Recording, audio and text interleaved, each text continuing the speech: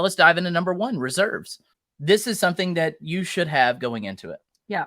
And it's either cash or access to cash. Right. We got that from Gary Johnston. Mm-hmm. It's a great point. You don't have to have the cash sitting in a savings account earning. Well, interest rates are a little better now, but you don't have to have it sitting in a savings account. You just need access to it. So what does that mean? I mean, you could go get a HELOC on your house. Now, a HELOC, if you don't know, is a home equity line of credit.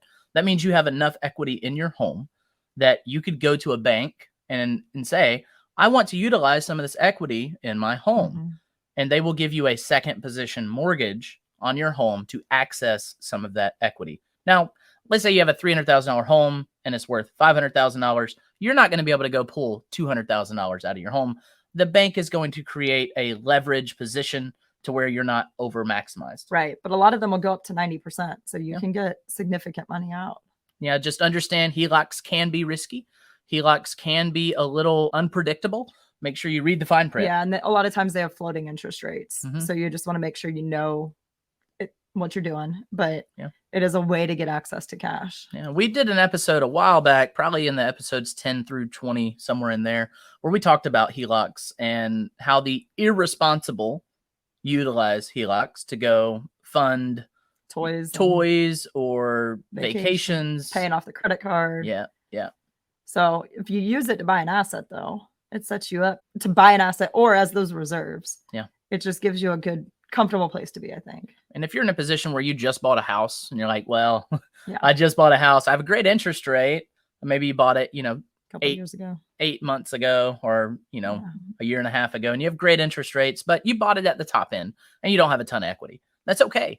Give that house that you're living in 10, 15 years, and you're going to be paying down that debt, and your home is going to increase in value slightly over the time. And you're eventually going to have access to cash.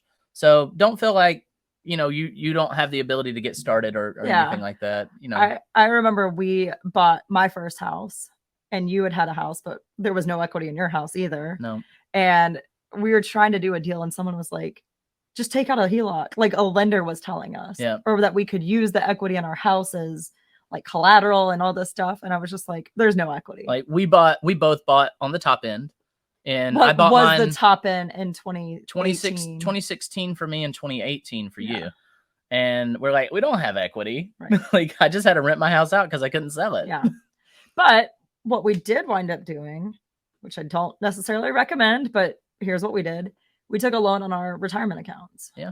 Because we knew we could use that money to help fund the rehabs. Yeah. And then we would pay it off as soon as we refinanced out of that. But you got to make sure it's in a position where it's like an arbitrage, where the payment going back to that account, whether it's the HELOC or your retirement account, that payment going back out, that your cash flow is greater than that payment going back. Absolutely. So that you're using your own money. Right. You're using either your equity or your retirement that has been growing for you. And you're using that to create that cash flowing asset and make sure your cash flow is greater than the payment needed to go back. And I mean, with using these types of accounts for reserves, your hope is that you don't need to touch it. Right. But if you do, you want to make sure that you have the ability to make sure you pay it back. Right. Just saying, these are ways that you could have access to cash available without having $100,000 sitting in the bank. Yeah. I like to call it the rainy day fund. Yeah. I know Dave Ramsey calls it the rainy day fund too, or the security. What does he call it? The safety net? I don't know. Yeah, but it's just that emergency fund is that pile of cash or access to a pile of cash that you can utilize in the case of a major thing that's happening. And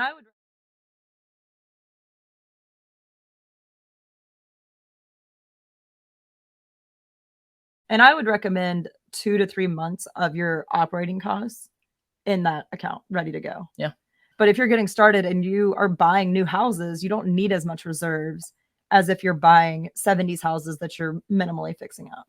Right. So just know your business. And if you're going with older homes that you're not completely gutting, then it might look more like 6 months available because you're going to have big repairs. Yeah. Just be honest with yourself on the situation of the homes that are in your portfolio. And if you don't know anything about homes, and that's okay. Get a home inspector, get a home inspector or a general contractor to come walk through your house and say, this is going to need to be fixed in this amount of time, and create kind of like a capital expenditure plan, Right. like just a calendar of, you know, I know in 6 months I'm going to have to possibly do this. Right. In 5 years, I'm going to have to do this, and just back into it. Absolutely. That's just a great way to back into your reserves. Yeah.